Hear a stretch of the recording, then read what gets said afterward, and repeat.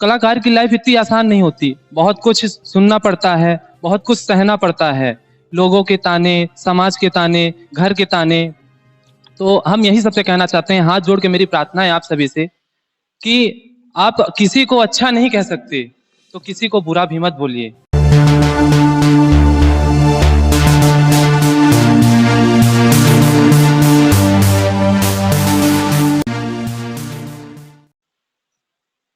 नमस्कार, मैं हूं शिव पांडे और इस समय मैं हूं प्रयागराज का एक पड़ोसी जनपद है कौशाम्बी।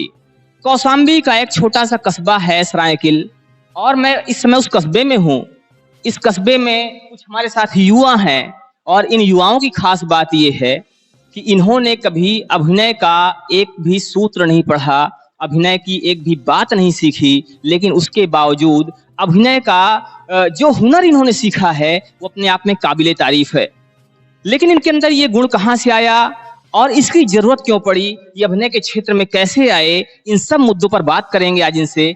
और सबसे पहले बात करते हैं इस ग्रुप के मुखिया से, जिनका नाम होता है अंकित ताम्रकार। ये हमारे सामने हैं और सबसे पहले इनसे कुछ प्रश्न पूछते हैं कि आखिर इन्होंने इसकी शुरुआत कैसे करी, ये यात्रा कैसे रही और किस तरह से ये इस क्षेत्र में आए। और आज चूंकि इस ग्रुप का काफी नाम हो चुका है, शिव शक्ति झांकी ग्रुप के नाम से इसको जानते हैं, तो इसका जो सफर है कैसा रहा।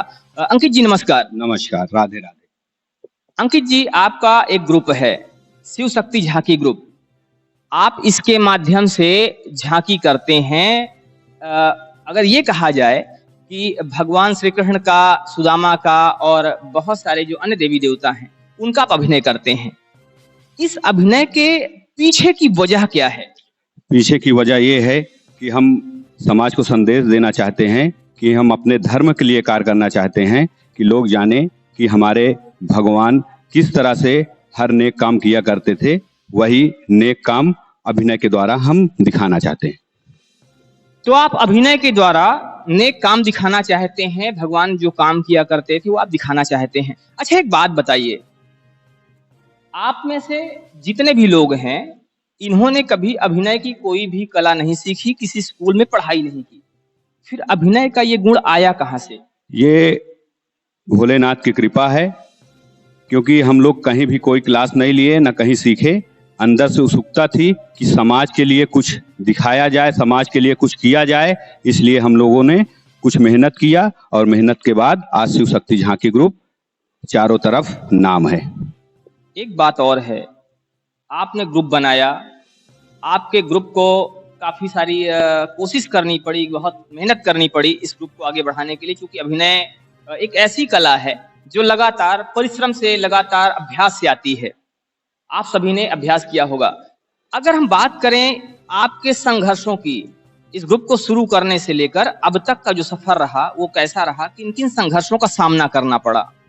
संघर्ष की बात यह है कि जब शुरू में हमने अपना ग्रुप, छोटा सा ग्रुप बना, तो हमारे श्याम जी और हम सुदामा का रोल करते थे और हमारे श्याम जी कृष्ण जी का रोल करते थे। यहीं से हमारी झांकी की शुरुआत हुई। उस समय पैसे की बड़ी किल्लत थी, हमको बनारस जाना था और कुछ सामान लाना था, तो हमसे बड़े भैया हैं पंकज भैया, उन्होंने हमारी मदद की और उन्होंने हमको कुछ रुपए दिए और वहाँ से हम कुछ सामान लाए। आपकी शैक्षिक योग्यता बीए है और आप सुदामा बनते थे। समाज में जब आप पहली बार निकले तो पहली बार लोगों के सामने जाना, एक सामान्य व्यक्ति से, सामान्य लड़के से, जो एक यंग जनरेशन का लड़का है, उस लड़के से सुदामा के रूप में सामने आना, फटी धोती और फटे कुर्ते पहन के लोगों को फेस करना बड़ा मुश्किल काम होता है, बड़ा शर्म वाला एक उस समय फीलिंग होती है। कैसा महसूस कर रहे थे उस समय जब ऐसा आपको पहली बार करना पड़ा होगा?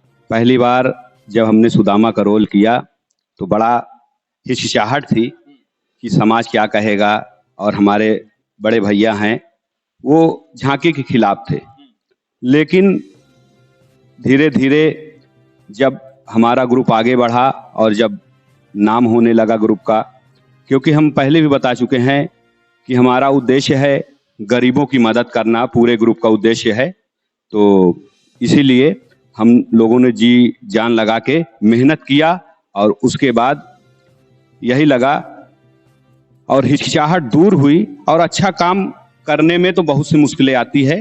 वो मुश्किलों को हम लोग झेलते हुए आगे बढ़े और आज आप लोगों की कृपा से आगे बढ़ते जा रहे हैं। धन्यवाद।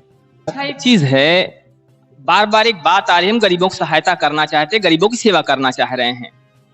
गरीबों की सेवा के और बहुत सारे माध्यम भी हो सकते थे, तो फिर ये स्टेज प्रोग्राम ही क्यों, मैं आपसे पूछता हूँ।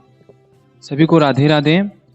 मेरा ये कहना है कि हम लोगों की बचपन में हम लोग जब देखा करते थे, झांकियाँ जब देखा करते थे, चौकियाँ देखा करते थे, तो मन में ये होता था कि हम भी लोग कुछ ऐसा करें। तो हम लोगों की बचपन से ही इच्छा थी कि हम भी लोग ऐसा करें, लेकिन घर से परमिशन नहीं मिला करती थी कि ऐसा ये नाचना, ये गाना। बहुत लोग, क्योंकि देखिए कलाकार क्या है कि कलाकारों को बहुत मतलब कलाकार की लाइफ इतनी आसान नहीं होती। बहुत कुछ सुनना पड़ता है, बहुत कुछ सहना पड़ता है, लोगों के ताने, समाज के ताने, घर के ताने। तो हम यही सबसे कहना चाहते हैं, हाथ जोड़ के मेरी प्रार्थना है आप सभी से कि आप किसी को अच्छा नहीं कह सकते तो किसी को बुरा भी मत बोलिए। कलाकारों को खास तौर से आप लोग अच्छा नहीं बोल सकते तो खराब भी मत बोलिए। हम लोगों की इच्छा यही थी कि हम लोग आगे चल के कृष्ण जी का रोल करें, शिव जी का रोल करें और पब्लिक को दिखाएं कि हमारी संस्कृति क्या थी, हमारे ठाकुर जी क्या करते थे, कैसे रास रचाया करते थे। एक बात यहाँ पे और आती है, हम देखा करते हैं कि फिल्मी गानों पे भी अब राधा कृष्ण की झांकियां होती है। हम उन कलाकारों से हाथ जोड़ के विनम्र निवेदन करते हैं कि ऐसी झांकी मत करें, ऐसे गाने पे डांस ना करें जिससे हमारे ठाकुर जी और राधा रानी का अपमान हो। संस्कृत ही गाने पे करें। और गरीबों का सेवा करना, ऐसा है कि हमारे पापा जी नहीं हैं और हमने बहुत ही दुख झेला हुआ है, और वैसा मैं सबके साथ समझता हूँ जिनके पापा नहीं हैं, जिनके माता पिता नहीं हैं। तो हम लोग एक ग्रुप बनाए। ग्रुप में ये हुआ कि अगर हम लोग कुछ कमाते हैं, 1,000 रुपए कमाते हैं, तो उनमें से 500 रुपए निकाल दिया जाए गरीबों के लिए। निकाल करके सभी लोग थोड़ा थोड़ा करके अपने में से इकट्ठा करके उन गरीबों में, जैसे कि कपड़े हैं, खाने हैं, बांट दिया जाए। हमारा और हमारे ग्रुप का यही कहना है, यही सोचना है कि हम लोग यही करते रहें। और साथ ही ये कलाकारों की लाइफ, फिर से एक बार बोलना चाहूंगा कि आसान नहीं है। बहुत ही हम लोग कड़ी मेहनत किए हैं, बहुत पब्लिक का, सब समाज का, फैमिली का सुनते आए हैं, फिर उसके बाद सबको समझाया गया। आपने भी कहा कि कलाकारों की लाइफ आसान नहीं है, और वास्तव में कलाकारों की लाइफ आसान नहीं है। आसान इस वजह से भी नहीं है कि कलाकार इतना मेहनत करता है, लेकिन कलाकारों को जो सम्मान मिलना चाहिए, जब वो सम्मान नहीं मिलता तो ये उसकी कला का अपमान होता है। और कुछ ऐसा ही एक कड़वी यादें या कड़वा अनुभव कहा जाए उसको, कुछ ऐसा ही कड़वा अनुभव लगभग हर कलाकार के साथ होता है और शायद इनके साथ भी है कि जब कलाकार को उचित सम्मान नहीं मिलता है तो कलाकार कहीं ना कहीं हतोत्साहित होता है। तो आपको कोई ऐसा वाकया अगर याद हो जब आपको ऐसा लगा कि हाँ, कलाकारों का ये अपमान है, या कलाकारों के साथ में वो चीजें नहीं हो पा रही हैं, कलाकारों को सम्मान वो नजरिए से नहीं देखा जा रहा है, तो कोई ऐसा वाकया बताइए। देखिए, जब हम लोगों ने शुरू किया था झांकी करना, तो समाज से यही आता था कि ये देखिए, ये आपका लड़का, ये नचनिया है, ऐसा है। कोई कलाकारों को बोला जाता है ये किन्नर है, ये है, वो करता है, ये नाचता है, ये लाली लगाता है, लिपस्टिक लगाता है, ऐसा कुछ वर्ड बहुत ही बुरा लगता था उस टाइम। और फिर क्या था कि फैमिली से भी बहुत मार मिलती थी कि ये क्या कर रहे हो तुम, ये ऐसा। लेकिन बचपन से इच्छा थी कि हाँ, हमें बड़े होके यही करना है, ऐसा कुछ करना है। तो हम सबसे यही कहना चाहेंगे कि आप लोग किसी को भी कुछ खराब वर्ड ना बोलिए, क्योंकि हम भी लोग तो इंसान हैं। हम लोग कलाकारी करके आप लोगों के बीच, आपके यहाँ कुछ अगर होता है, कोई फंक्शन होता है, तो उसको हम लोग वहां पे जा करके, वहां पर प्रोग्राम करके 4 चांद लगाते हैं वहां पे जा करके। तो आप लोगों को कलाकारों का सम्मान करना चाहिए। और क्या था कि हम लोग जब स्टार्ट किए तो हमारे फैमिली से अलाउ नहीं था झांकी करना, और धीरे धीरे आगे बढ़ते गए। फिर भैया मिले हमें, अंकित भैया, जिन्होंने हमें इस लायक समझा कि हम ठाकुर जी का रोल प्ले करते हैं, कृष्ण जी का। और भैया ने इस लायक समझा, और हमारे श्याम भैया हैं, हमारे पास कुछ भी नहीं था, तो इन्होंने अपना गेटअप, अपना मुकुट, अपना ड्रेसिंग, मतलब सारा चीज इन्होंने अपने हाथ से बनाया और दिया कि बोला ये लोग करो।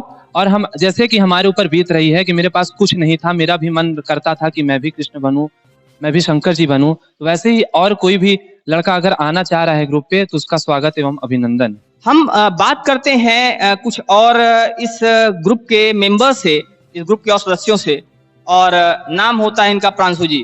प्रांशु जी, कब से शुरू किया आपने ये काम? राधे राधे सभी लोगों को। हमारा तो हो गया जब से भैया कर रहे हैं तब से ही, और हमारा तो हो गया 8 साल से कर रहे हैं। हम भी राधा कृष्ण शंकर जी पार्वती हम भी बनते हैं। और राधा कृष्ण शंकर जी पार्वती, आप राधा भी बनते हैं, कृष्ण भी बनते हैं, शंकर भी बनते हैं और पार्वती भी बनते हैं। समाज में पार्वती के रूप में या समाज में राधा के रूप में जाना कैसा अनुभव होता है, दर्शकों को बताइएगा। बहुत ही कठिन होता है लोगों के सामने राधा का रोल करना और पार्वती का रोल करना, और लोगों के सामने शर्म भी लगता है। बट हम लोग यही चाहते हैं कि जिसके अंदर कलाकारी है वो कलाकारी में कोई शर्म ना करे, ताकि जो भी हमारे लड़के या फिर लड़कियां जो भी हैं सब शर्माते हैं। बट हम ही सबसे कहना चाहते हैं कि शर्म है छोड़ना चाहिए सभी को। शर्म है छोड़ना चाहिए और कला में शर्म नहीं करना चाहिए। प्रांशु जी, एक बात फिर से पूछूंगा, जब आप राधा बनते हैं और जब आप पहली बार राधा बने थे, पहली बार राधा बनने के बाद या पहली बार पार्वती बनने के बाद जब अपने घर वालों के और अपने मोहल्ले वालों के सामने पहुंचे होंगे तो उनका रिएक्शन कैसा रहा होगा और कैसा महसूस हुआ होगा आपको?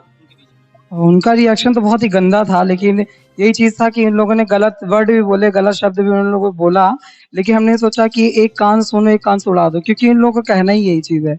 लेकिन यह यही चीज कहना चाहते हैं कि हर एक कलाकारी किसी के अंदर होती नहीं है, तो लोगों को कलाकारी अपना दिखाना चाहिए।